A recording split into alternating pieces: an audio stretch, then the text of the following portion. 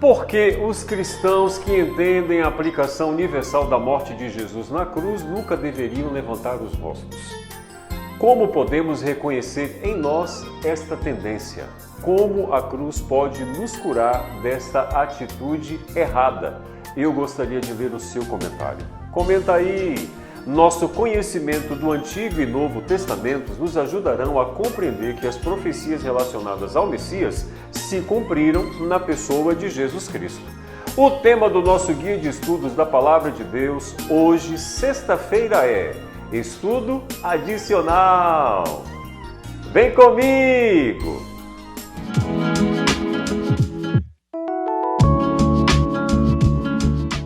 Acompanhe agora a leitura da Palavra de Deus que diz o seguinte: está escrito, o ser humano não viverá só de pão, mas de toda a palavra que procede da boca de Deus. Mateus capítulo 4, verso 4. Assim como o Antigo Testamento cita a si mesmo, o Novo Testamento está repleto de citações diretas, referências e alusões ao Antigo Testamento. Os livros de Salmos, Isaías e Deuteronômio estão entre os mais utilizados.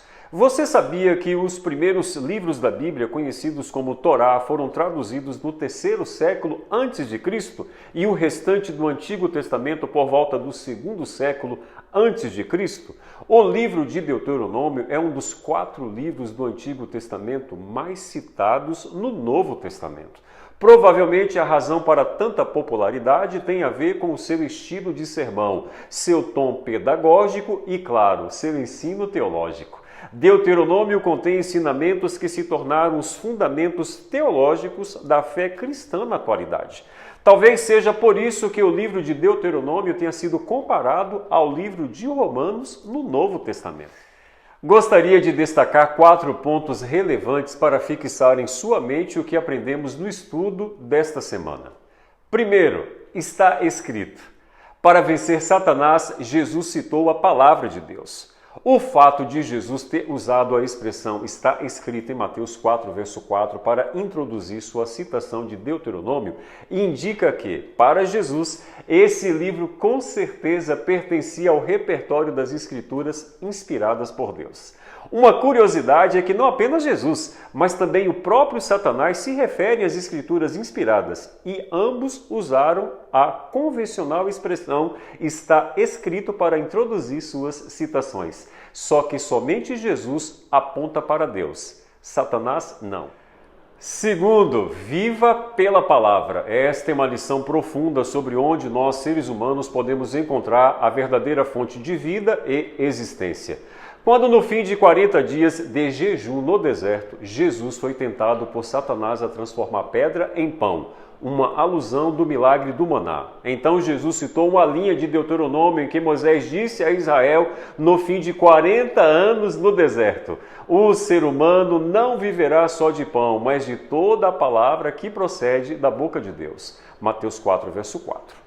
Terceiro, lei e graça. Como o Novo Testamento usa Deuteronômio para explicar a lei e a graça.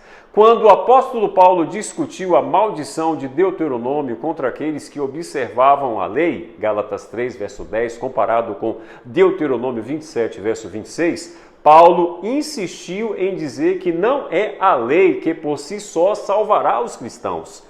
Aos Gálatas, o apóstolo Paulo argumentou: não deveriam confiar na lei para a salvação, pois o rigor da lei, na verdade, os tornaria dignos de morte. Lembre-se, o justo viverá pela fé. Quarto, um profeta como eu. Jesus apontou de volta para Deuteronômio, que havia apontado para o seu futuro ministério.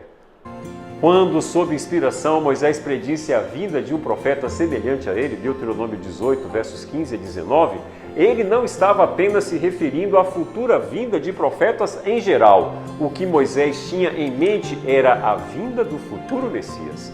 Então, quando Jesus veio e realizou o milagre extraordinário da multiplicação dos pães, os judeus imediatamente se lembraram do milagre do maná e pensaram que o profeta semelhante a Moisés havia chegado. Resumindo tudo o que eu disse hoje, para vencer o diabo e suas tentações, use o conhecimento da Bíblia assim como Jesus fez. Está escrito. Que nossa existência seja fruto de uma experiência viva da palavra de Deus. Saiba que a lei não anula a graça e a graça não anula a obediência. Viva pela fé em nosso Salvador Jesus Cristo, que é o Messias prometido, que veio a este mundo para morrer na cruz do Calvário, para me salvar e te salvar. Tenha um dia abençoado na presença de Deus.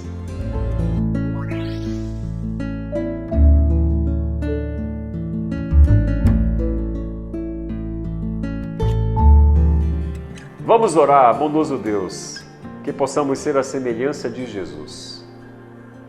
Ter o conhecimento da palavra, citar a palavra quando formos tentados pelo inimigo.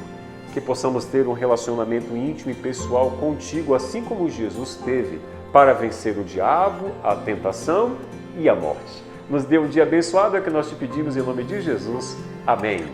Fica com Deus, fique na paz. Maranata!